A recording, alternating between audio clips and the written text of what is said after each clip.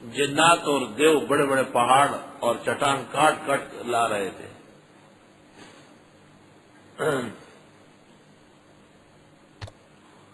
اس دوران حضرت سلیمان کی موت کا وقت آ گیا۔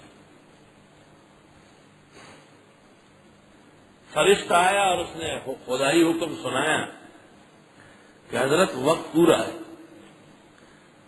حضرت سلیمان نے کہا کہ بہت بڑا کام ہو رہا ہے، مسجد تیار ہو رہی بیت المقدس، اور اس میں کام اور مزدوری سب جن اور دیو کرتے ہیں۔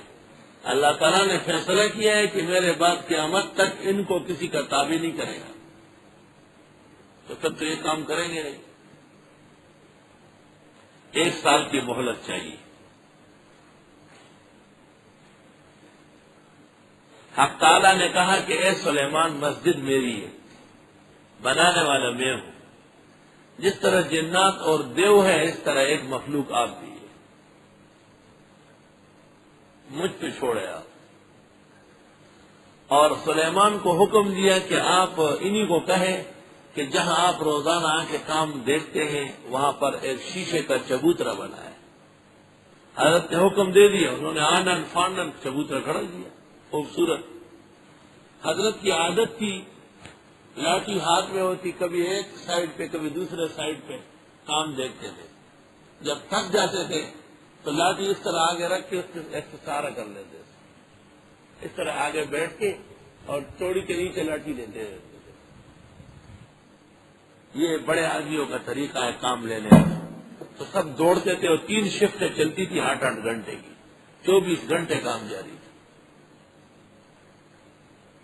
حضرت کرسی پر بیٹھ گئے اور لاٹھی آگے رکھ کے اس کے اوپر تھوڑی رکھی، سارا سا لے لیا، اور جنات دیکھ رہے دیو اور دوڑ رہے کہ بھئی حضرت جا ہی نہیں رہے، کام بہت ضروری ہو رہا ہے۔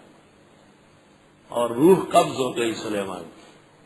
توبہ، کنسیشن کسی کے ساتھ نہیں ہے، بالکل ایسے اٹل فیصلہ ہے۔ اور سب ایک دوسرے کو دیکھ رہے ہیں اور بات بھی نہیں کر رہے، ڈر کے حضرت کا بہت روب تھا۔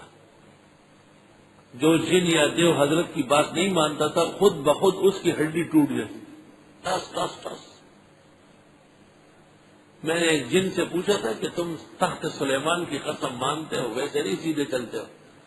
کہا سیدھے تو ہم چلتے ہی نہیں ہیں، لیکن حضرت سلیمان کا نام سن کر اگر ہم اس سے منحرف ہو جائے تو ہماری ہڈیوں میں سوراخ ہو جاتا ہے۔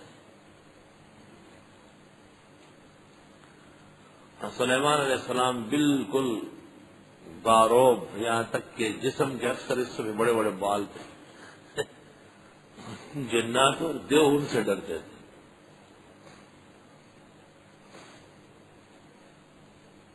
تخت پر بیٹھے ہوئے تھے، تخت جا رہا تھا، تخت سے کہا چلو چلو چلو۔ اچانک فرشتے نے آ کے کہا کہ آسمان بالکل قریب ہے، بس کر رہے۔ کیا کر رہے ہیں؟ تو تخت کو کہا نیچے چلے گا۔ جب نیچے اترے تو پتہ چل گیا کہ 500 سال عمر کٹ گئی ہے، حدود سے آگے بڑھ گئے آپ، فضائی حدود متعین ہے، صرف 50 سال عمر رہ گئی بس۔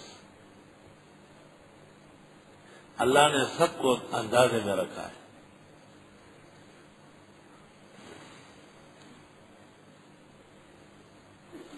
بعض لوگ کہتے ہیں کہ جی حضرت جب ایسے بیٹھے رہے تو بیوی بھی نہیں، بیوی ایک تھی کیا؟ حضرت سلیمان علیہ السلام کی 160 بیویاں تھیں، اور وہ مصروف بہت زیادہ تھے تو شادیاں کم کرتے تھے، ورنہ داؤد علیہ السلام کی 900 تھی، پورا ایک شہر آباد تھا مکمل، اس میں کوئی اور نہیں، بس حضرت داؤد اور بیویاں ہوتی تھیں۔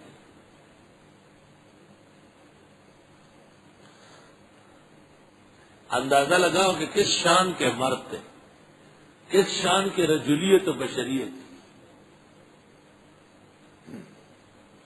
تو ہر بیوی کہتی ہوگی کہ بھائی وہاں گئے ہوں گے، بہت ساری بیوی ہے۔ فلما قضینا علیہ الموت، جب ہم نے فیصلہ کیا حضرت کی موت کا، آئے آئے اللہ، 2 پیغمبروں کے بڑے معجزات ہیں، ایک سلیمان کے تو ان کی موت قرآن میں آ گئی، اور ایک عزیر کی کہ 100 سال بعد زندہ ہوا، اس کی موت بھی قرآن میں آ گئی۔ کہ بہت زیادہ معجزات اور بہت زیادہ طاقت و توانائی والے تھے لیکن مر گئے، اور طاقت اس کی ہے جس کو موت نہیں آتی۔ ما دلہم علی موتہ، نہیں بتایا لوگوں کو اس کی موت کا، الا دابۃ الارض، مگر کیڑے نے زمین کا، تاکل من سأتہ، کھا گیا حضرت کی لاٹھی کو۔ حضرت لاٹھی پر سہارا کر کے ایسے بیٹھے تھے چبوترے کے اندر کرسی پر، جس وقت سال پورا ہو گیا، لاٹھی کے نچلے حصے جو زمین پہ پڑا ہوا تھا کیڑا لگ گیا، اسے کھا کے لاٹھی پھسل گئی، حضرت سلیمان کرسی سے نیچے آ گیا۔ حیات الانبیاء والے پتہ نہیں کیا کریں گے،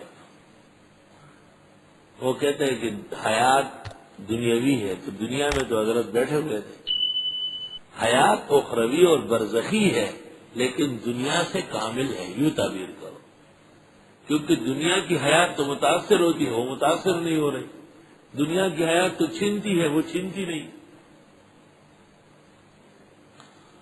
فلما خر، جس وقت حضرت نیچے گر گئے، تبینت الجن، پتہ چل گیا جنات کو، وہ یہ تو فوت ہوئے ہیں، ویسے ہی ہم کام کر رہے ہیں، تغاری ادھر پھینکی، بالٹی ادھر پھینکی، کوئی کام نہیں ہے، چلو بھاگو، نعرے لگاتے ہوئے روانہ ہو گئے۔ اللہ کانوا یعلمون الغیب، اے کاش کہ ہم جانتے غیب، ما لبثوا فی العذاب المہین، نہ ٹھہرے رہتے اس سخت تکلیف میں۔